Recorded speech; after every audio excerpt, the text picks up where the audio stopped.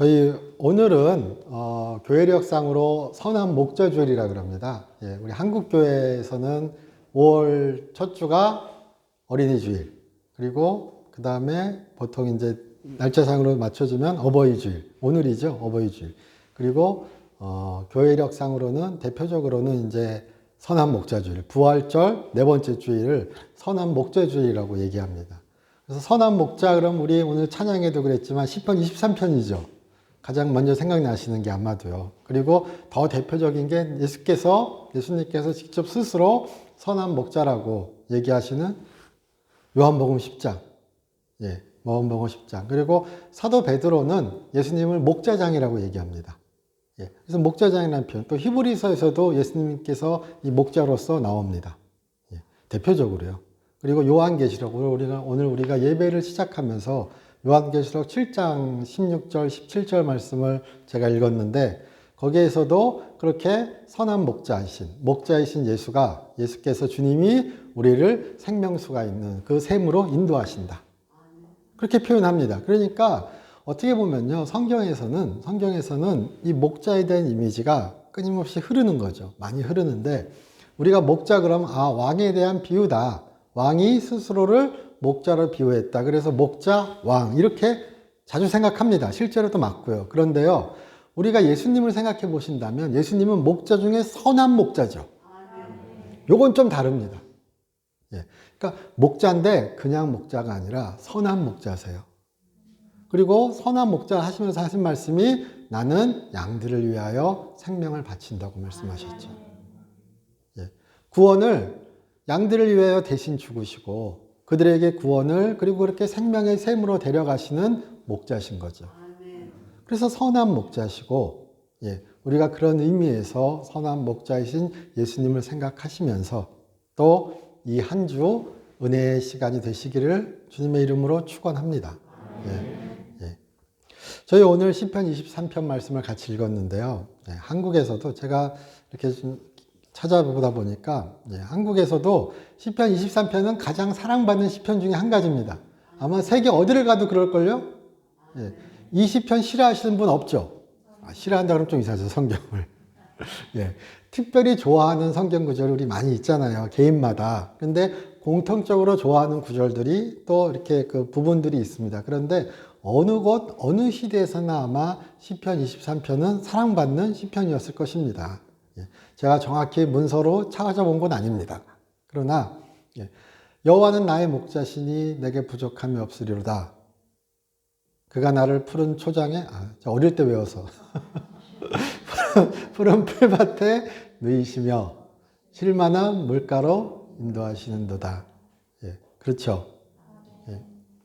우리가 이 구절을 읽으실 때요, 그 머릿속에 그런 상상 이제 장면이 떠오르시기도 하죠. 이렇게 그 목자, 양, 그리고 그가 풀밭에, 그리고 이렇게 오아시스 샘 곁에 이렇게 가는, 예, 그런 모습을 떠올리는데요.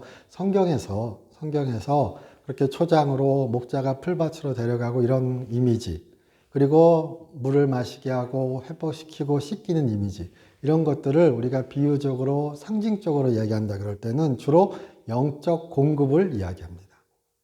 예. 그러니까 하나님의 말씀을, 하나님의 계시를, 하나님의 공급하심을, 영적인 공급하심을 이야기할 때 자주 이 푸른 초장에 놓으시며 그가 목자로서 인도하시고 공급하시는 이미지가 사용됩니다. 그러니까 시편의 말씀을 읽으실 때 아마 또 우리가 또 한번 유의해서 생각해 보실 것 중에 한 가지는, 다윗은 아마 그렇게 생각하지 않았을까. 내 평생에 내 시작도, 내 그 과정도, 내 그 삶의 전 여정에 걸쳐서 여호와의 공급하심이 있었다. 그가 영적으로 그가 영의 말씀을, 그가 그렇게 안식을, 휴식을, 회복을 나에게 공급하셨다.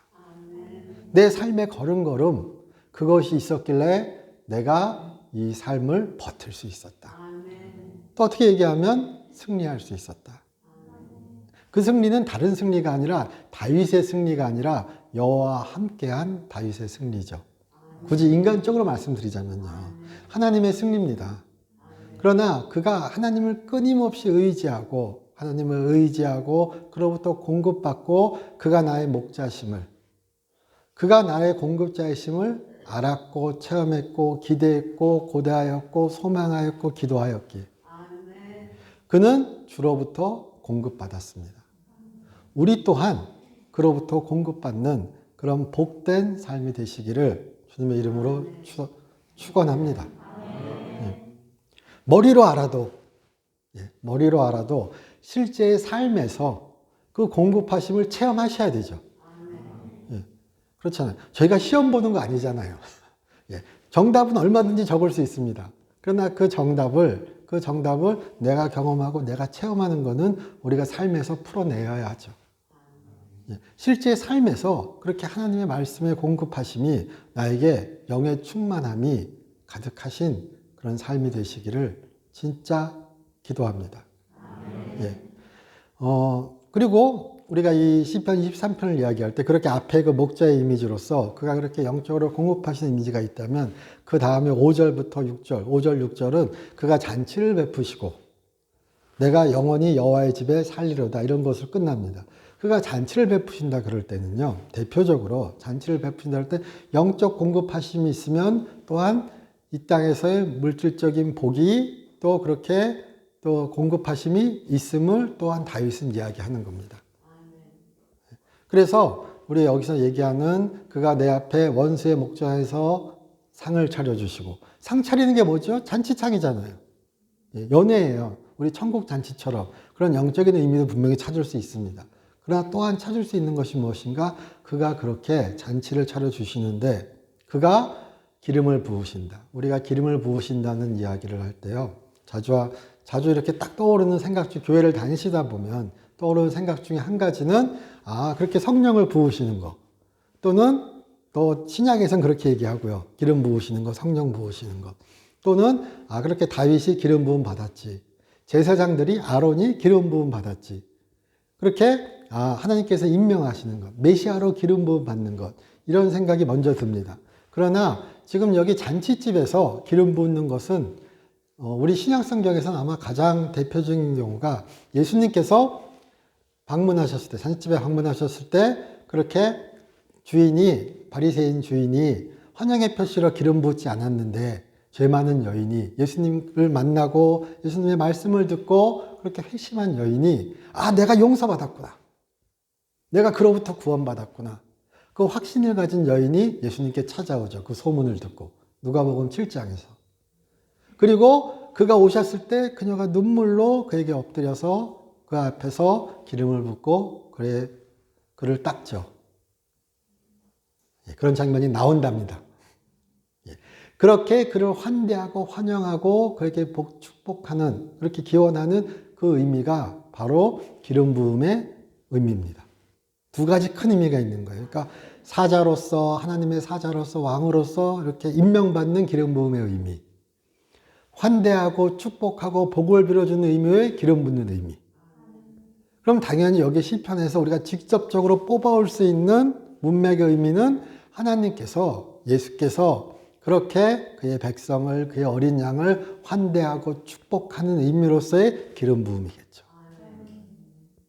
그런 기름 부음이 있어서 내 잔이 넘치나이다.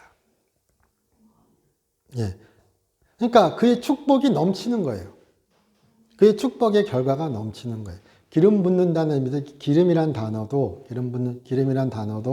성경에서는 여러 방면으로 쓰입니다. 그러니까 지금 여기서 말할 때 대표적으로 우리가 성경에서 찾아볼 수 있는 게 전도서 9장 8절쯤에 나옵니다. 9장 8절쯤에 거기도 기름에 대한 얘기가 나오거든요. 그렇게 하나님께서 허락하신 그 삶, 너의 짧은 삶 가운데 그렇게 너의 부인과 가정과 함께 수고로 일하면서 행복하게 살아라. 그렇게 말씀하시면서 기름 얘기가 납니다. 너 흰 옷을 입고 기름을 바르고. 기름을 바른다 무슨 의미가? 깔끔하고 행복하게 살아라는 얘기예요. 제가 전도사 할 때 말씀드렸어요. 머리기름 쫙 바르고 행복하게 기쁘게 살아라. 그 기쁨을, 행복을 나타내라. 성령으로 기름 부음 받아라 이런 얘기 아니라고요. 이러면 큰일 나죠 또. 직접적인 의미가 그렇습니다. 그러니까 그렇게 행복이, 그리고 에스겔서에서는 그 기름이 번영과 어떤 그런 것에 또 기름 부음입니다. 그러니까 반드시 성령의 기름 부음뿐만이 아니라 그렇게 기쁨의 표시, 행복의 표시, 환대의 표시, 복내림의 표시로서의 기름 부음이 있다. 이것 또한 오늘을 기해서 한번 기억해 주셨으면 좋겠습니다. 하나님께서 그렇게 부어주시는 기름 부음이기에 그것은 잔이 넘치는 축복이요. 그가 나를 지키시는 그런 복된 진짜 축복인 것입니다. 예. 근데 그 앞에 무엇이 있죠?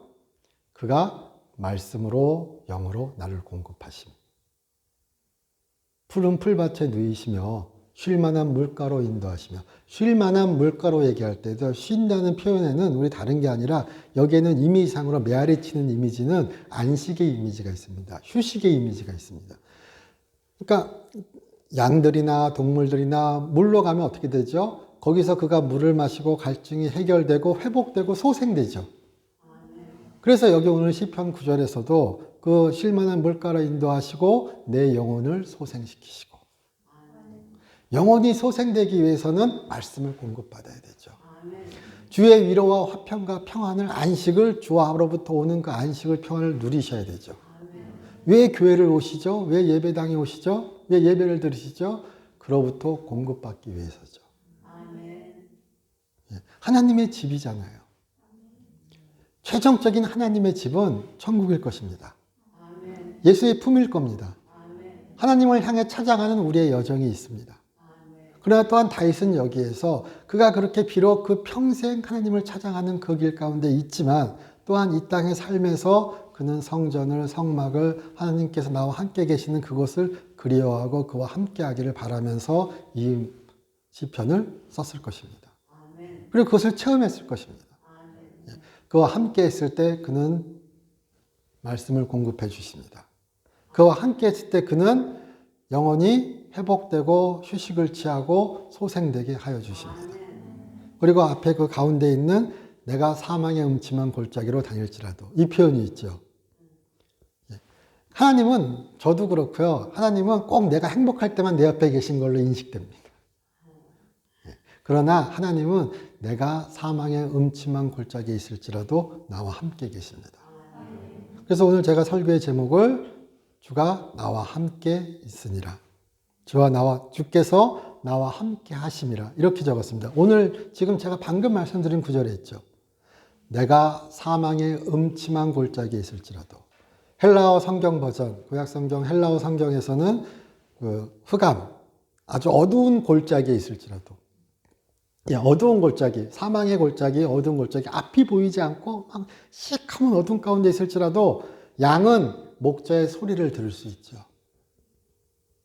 요한복음 10장에서 대표적으로 말씀하시는 것이 내 양은 내 소리를 듣는다고 말씀하시죠. 그의 지팡이와 막대기로 그가 우리를 보호하신다. 안위하신다. 안위하신다는 보호하신다는 의미가 아니라 위로를 주신다. 위로하신다 이런 말씀이에요. 그런데 이 위로하신다는 표현도 좋지만요, 이 지팡이와 막대기로 보호하실 때 아주 더 좋은 의미는, 우리가 쉽게 다가오는 의미는 우리에게 용기를 주신다. 앞이 안 보여요. 사망의 음침한 골짜기예요. 발을 내딛기 너무 힘들어요. 그러나 그의 지팡이와 막대기가 있기에, 그의 목소리가 있기에 우리는 그 사망의 음침한 골짜기에서 의의 길로 발을 디딜 수 있죠. 그게 용기죠. 두려움을 모르는 건 용기가 아니죠. 우리 얘기할 때요, 두려움을 모르는 건 용기가 아니라 용기는 두려움이 있으나 그것을 이기는 거죠. 그것을 인정하고 그 두려움을 헤쳐나가는 걸 용기라 그러죠. 말장난 같으나 그렇죠. 그냥 겉으로 보기에는 두려움을 모르는 사람이 용기 있는 사람 같으나 진짜 용기 있는 사람 무엇이나 두려운 걸 압니다. 그러나 그 두려움을 이겨내는 게 용기죠. 그런데 그 용기를 어디서 주시는가? 하나님이 주신다는 거예요. 왜? 그가 지팡이와 막대기로 나를 보호하시니까요. 의의 길로 인도하신다 이렇게 얘기할 때요, 의의 길이라는 것은 그래서 하나님이 인도하시기에 의의 길이에요, 기본적으로.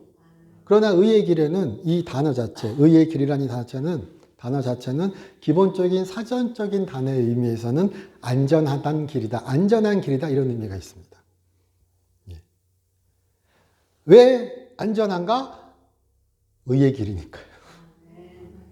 바른 길이니까요. 예. 사망의 골짜기 같으나 흑암의 골짜기 같으나 그 가운데서도 바른 길은 있죠. 의의 길은 있죠. 그리고 그것이 안전한 길이죠. 왜냐? 목자가 선한 목자가 인도하시니까요.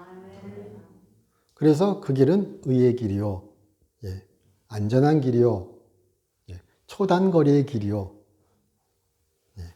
이 표현이 적절할지 몰라도 천국으로 가는 길인 것입니다. 예. 그래서 그가 그렇게 의의 길로 인도하신다. 주가 나와 함께 하신다.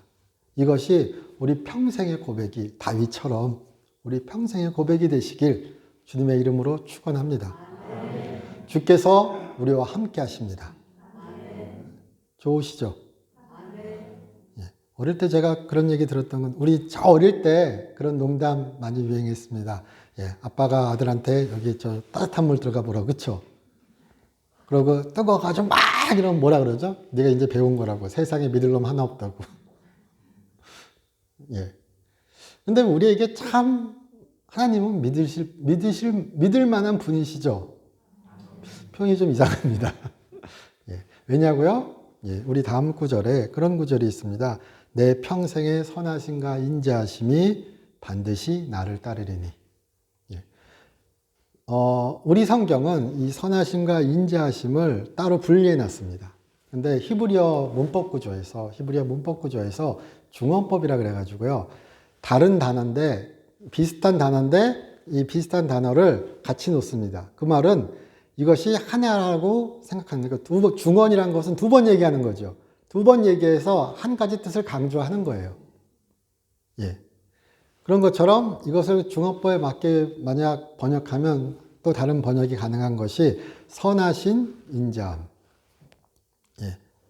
선함과 인자함 따로 이렇게 분리할 수도 있고 그의 선하신 인자함, 예. 그의 선한 인자하심, 예. 이렇게 번역할 수도 있고 아까 말한 헬라어 성경 같은 경우에는 그냥 인자하심 이렇게 번역되어 있기도 합니다. 그 하나가 강조되는 거니까요. 자, 그런데 그 인자하심이라고 얘기할 때 자비라고 얘기할 때 자비, 인자 우리 이렇게 얘기할 때요. 성경에서는 우리 히브리어로 특별히 교회에서 씁니다. 예. 인자하심, 자비보다 오히려 특별함, 그러니까 인자와 자비로 끝나는 단어가 아니기에 번역하기 힘들기에 교회에서 따로 헤세드란 그 히브리어 원어를 사용합니다. 하나님의 사랑을 얘기할 때 헤세드라고 얘기합니다. 그러니까 풀어 설명하면 길어지니까 그 교회에서는 아는 사이에서 헤세드 그렇게 얘기할 때 하나님의 헤세드 그럽니다. 하나님의 인자하심, 하나님의 사랑, 하나님의 신실하심. 근데 가장 기본적인 헤세드의 의미는 하나님의 언약적 신실하심입니다. 또는 언약적 신실하신 사랑입니다. 하나님은 그의 약속을 어기지 않으세요. 하나님은 그의 약속을 지키세요. 하나님은 배신 때리지 않으신 분이에요. 예. 하나님은 사랑이세요. 근데 그 사랑을 확 빼지 않으세요. 예. 그게 하나님이세요. 그러니까 그런 하나님의 변함없는 사랑이, 포기하지 않는 사랑이, 하나님의 인자하심이, 언약적 신실하심이, 헤세드가 그런 말이에요. 그런 하나님의 헤세드가 내 평생을 내가 평생, 여기 뭐라고 했죠? 반드시 나를 따르리니, 이렇게 돼 있죠. 나를 따르리니.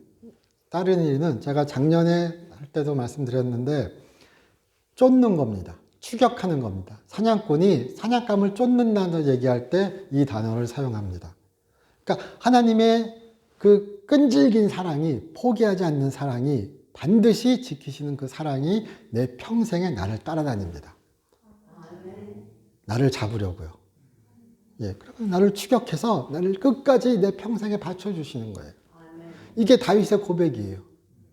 그리고 우리의 고백이죠. 예, 그의 은혜가, 그의 사랑이, 그의 자비가 내 평생에 나를 지켰습니다. 쫓는 거는 적극적 사랑이죠. 예, 앞에서 그가 지팡이와 막대기로 나를 보호하세요. 그의 인자하심이, 그의 선하심이 나를 뒤에서 쫓으세요.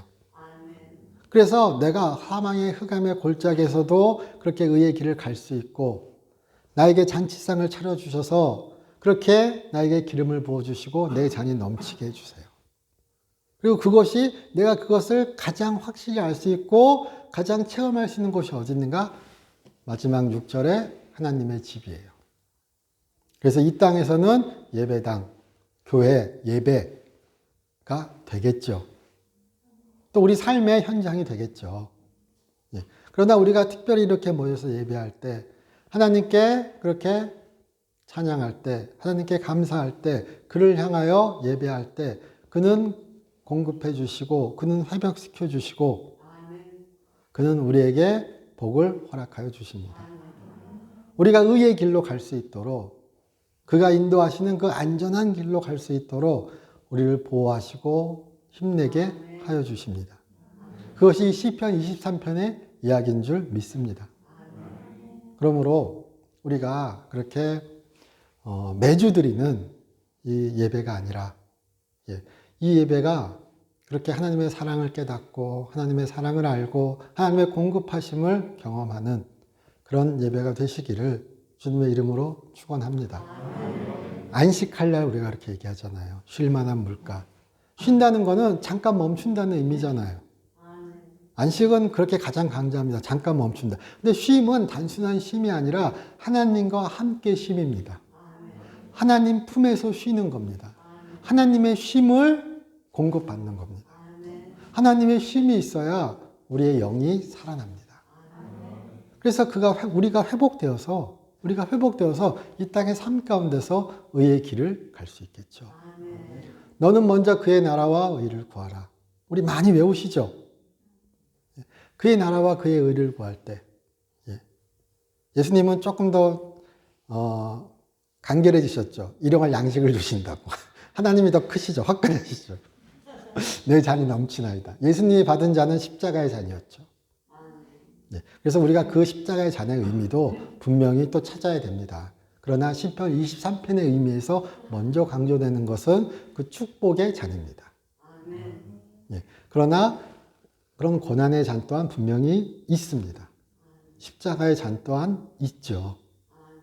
그의 제자들이, 예수께서 제자들에게 말씀하시잖아요.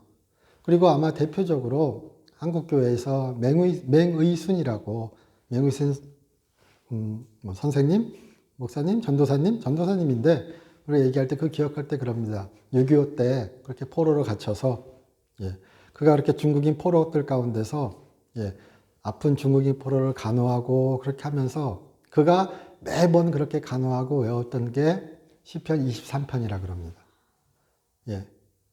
그러니까 신자도 아니에요.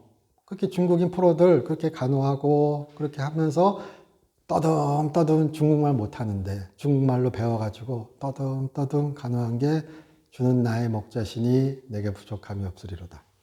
그가 나를 푸른 풀밭에 누이시며 쉴만한 물가로 인도하시는도다.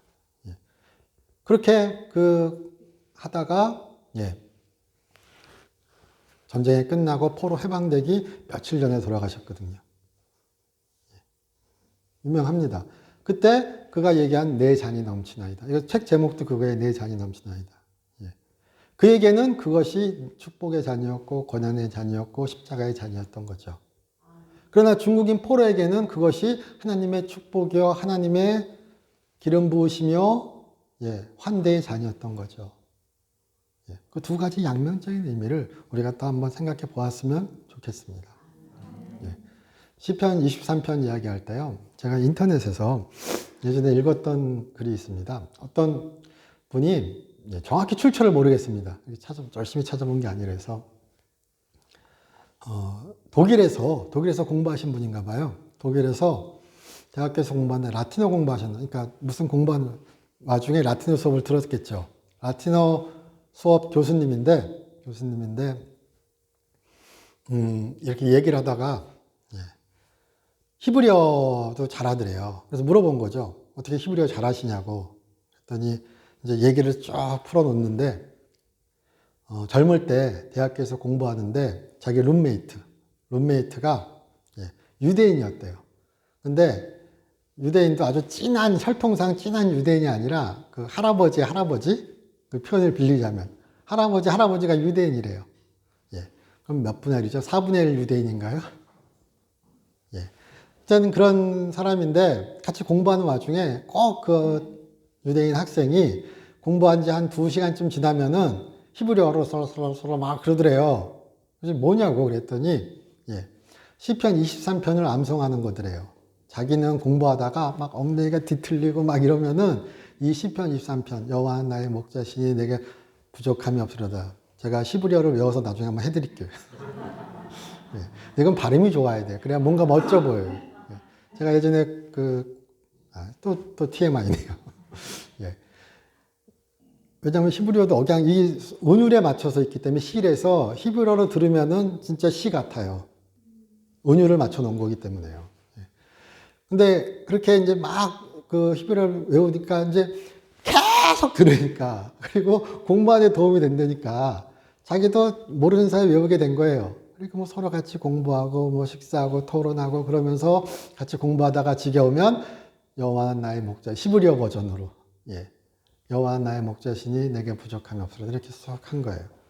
그리고 이제 2차 대전이 일어나고 예. 나치들이 유대인 학살을 자행하죠. 그래서 막 많은 사람이 이렇게 안가에 숨고 그랬습니다. 그래서 친구도 숨은 거예요. 예. 근데 친구한테 급하게 연락이 옵니다. 예. 지금 비밀 경찰이 집에 덮쳐서 예. 내가 지금 이제 마지막 연락을 너한테 한다. 예. 그러니까 그걸 듣고 그냥 자전거를 타고 막 미친 듯이 막 뛰어가는 거예요. 그러니까 타고 가는 거예요. 막 가고 있는데 예. 그 친구가 예.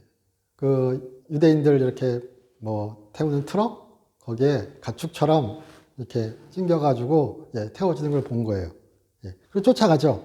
예, 막 눈물 콧물 흘리면서 친구가 이렇게 보더니 외우더래요. 예, 여호와는 나의 목자시니 내게 부족함이 없으리로다. 그가 나를 푸른 초장의 풀밭에 누이시며 쉴만한 물가로 인도하시는도다. 내 영혼을 소생시키시며 쭉 외웁니다. 예. 눈물을 흘리면서 그가 쫓아가면서 같이 외워요.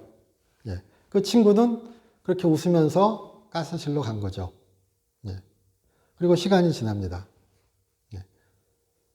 러시아의 나치의 패망이 가까우면서 다 막 징병해가지고 전쟁터로 보내죠. 예. 그 라틴어 교수도 독일군으로서 이제 전쟁터로 보내집니다. 징집이 돼서. 러시아의 포로가 됐습니다. 러시아군이 포로가 됐을 때 러시아군이 이 독일군들 많이 사형시켰습니다. 예. 직결 처형시켰어요. 그래서 처형장에서 예. 포로로 잡혀서 처형장에서 예. 처형 순서를 기다리면서 예. 있는데 장교가 묻더래요. 장교한테 갑자기 얘기를 하고 싶었습니다. 그래서 잠깐만 기다려달라. 그리고 내가 한마디 해도 되냐. 예. 하라고. 예. 그래서 생각나는 게 친구가 그렇게 가스실로 끌려가던 장면, 예. 그가 그렇게 시편을 외우던 장면 생각나면서 나도 그렇게 담담하게 죽음을 맞아야 되겠다. 예. 그래서 시편 23편을 히브리어로 외우기 시작했습니다. 여호와는 나의 목자시니 내게 부족함이 없으리로다. 그가 나를 푸른 풀밭에 누이시며 히브리어로 막 외우고 있는데 갑자기 평안이 담담함에 용기가 생기더래요. 예, 그러면서 더 큰 소리로 외웠대요. 근데 갑자기 러시아군 장교가 이렇게 툭 일어나더니 예, 히브리어로 같이 외우는 거예요. 예, 그러면서 그 사람을 풀어준 거예요. 그래서 얘기하더래요. 예, 하나님의 백성은 악마의 제복을 입고 있어도 하나님의 백성이다. 예, 예.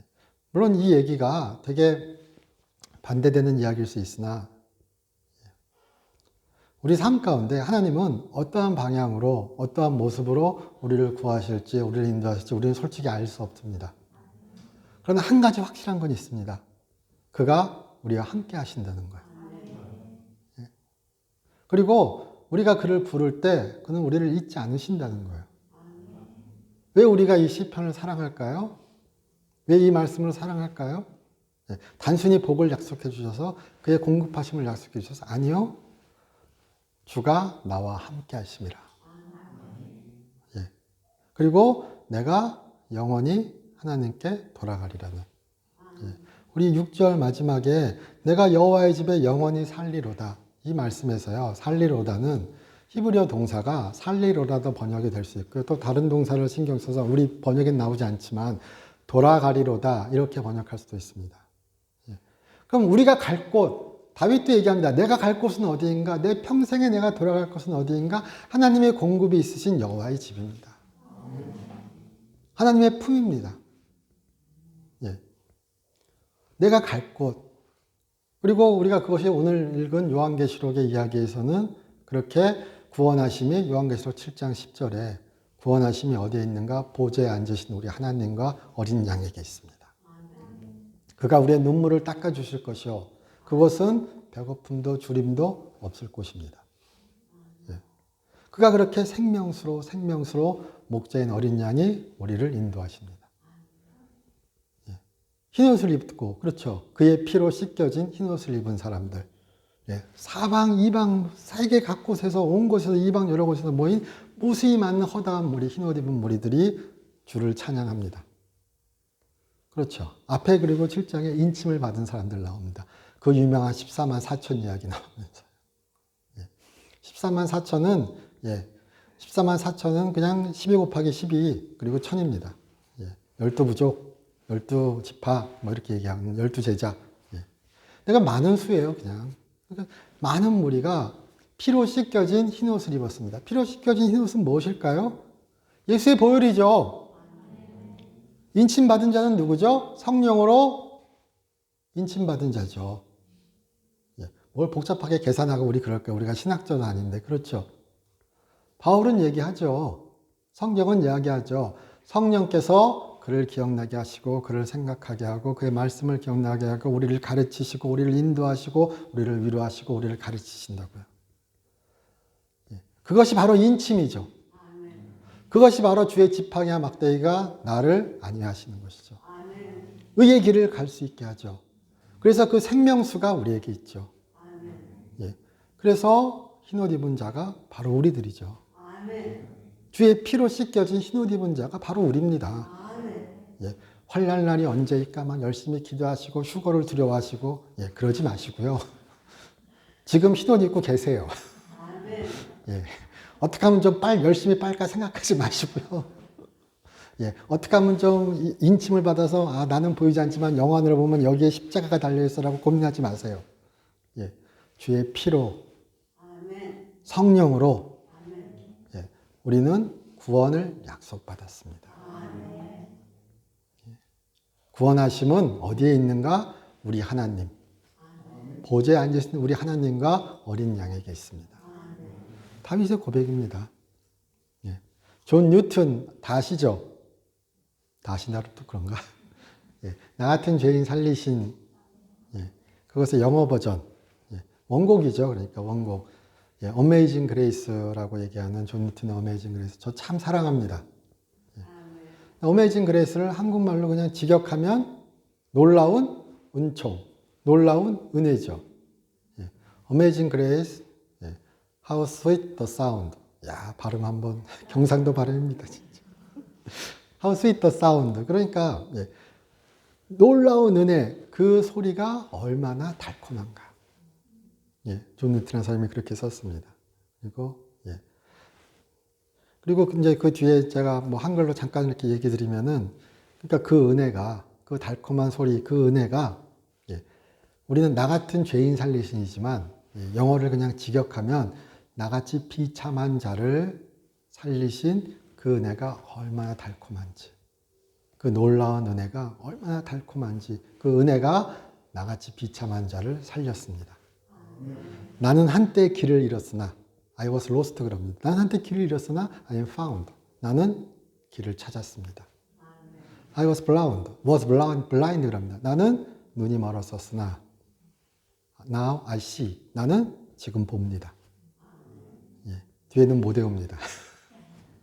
예, 그러나 예, 제가 이렇게 시간이 없어서 쫙 못 읽어드리는데 예, 쭉 깁니다. 그런데 그는 무엇을 얘기하는가? 은혜를 얘기합니다. 자비를 얘기합니다. 인자하심을 얘기하십니다. 그리고 그는 얘기합니다. 그가 내게 선하심을 약속하셨다고요. 가사에 나와요. 영어 가사에.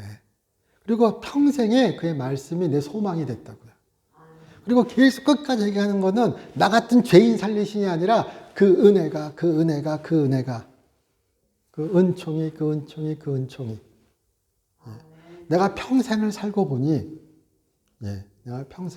보니 나는 비참한 자였습니다. 우리가 죄인이라 그럴 때요.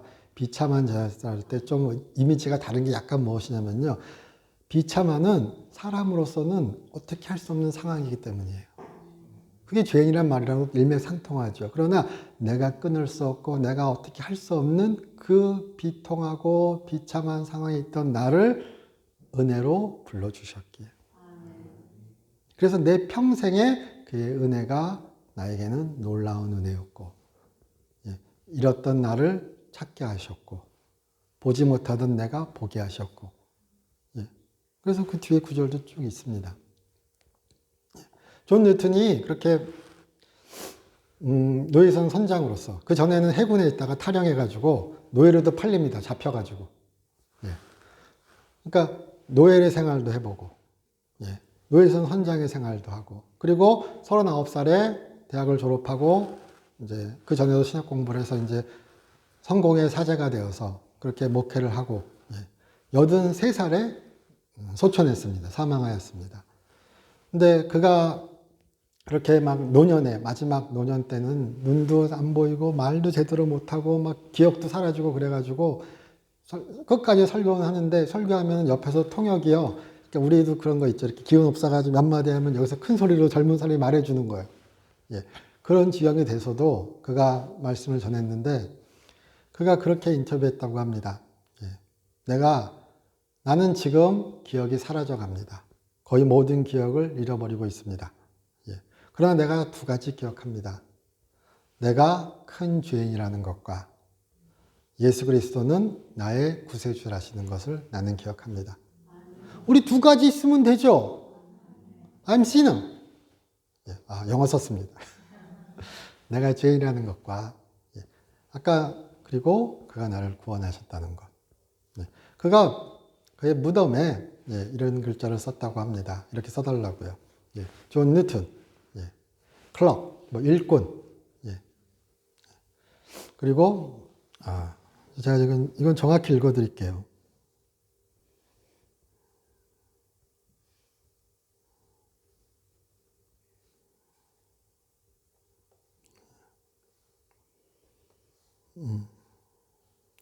그의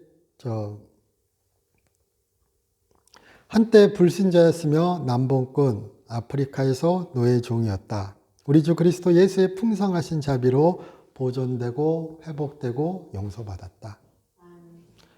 그리고 오랫동안 파괴하려고 애쓰던 믿음을 설계하도록 임명받았다. 글쎄요, 아마 시편 23편에 목자의 이야기, 그리고 우리가 예수께서 베드로에게 이야기하시죠. 내 양을 먹이라. 이건 아마 목자에게 하는 이야기겠죠. 그래서 우리 목사들 보고 사꾼이 되지 말라 그러죠. 그러나 그렇게 믿음을 전하는 자, 우리 누구도 될 수 있죠.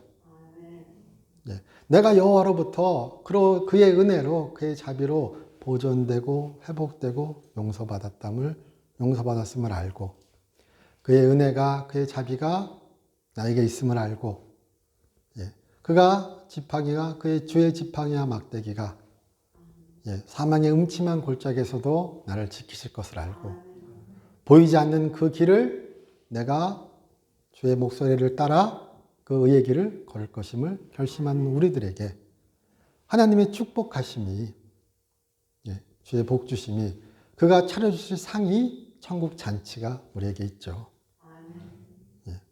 내 잔이 넘치나이다. 우리가 주께 얘기할 수 있는 그 순간이 우리에게 있죠. 그의 피로 씻겨진 흰옷을 입은 우리에게요. 인침을 받은 우리에게요. 그렇게 예수와 함께 기뻐하며 찬양할 그 날을 기다리며 우리가 이 땅에 산 그 길을 용기를 내어 걸어갈 수 있기를 믿음으로 걸어가실 수 있기를 의인은 믿음으로 살리라는 그 말씀처럼 믿음으로 살아가는 우리가 되시기를 주님의 이름으로 축원합니다. 저희 기도드리겠습니다. 하나님, 저희 사랑하여 주시고 인도하여 주심 감사드립니다. 주의 사랑이 우리에게 있음을, 우리가 주와 함께 기뻐하고 감사함을 우리 알게 하여 주시옵소서. 주 예수 그리스도의 이름으로 기도드립니다. 아멘.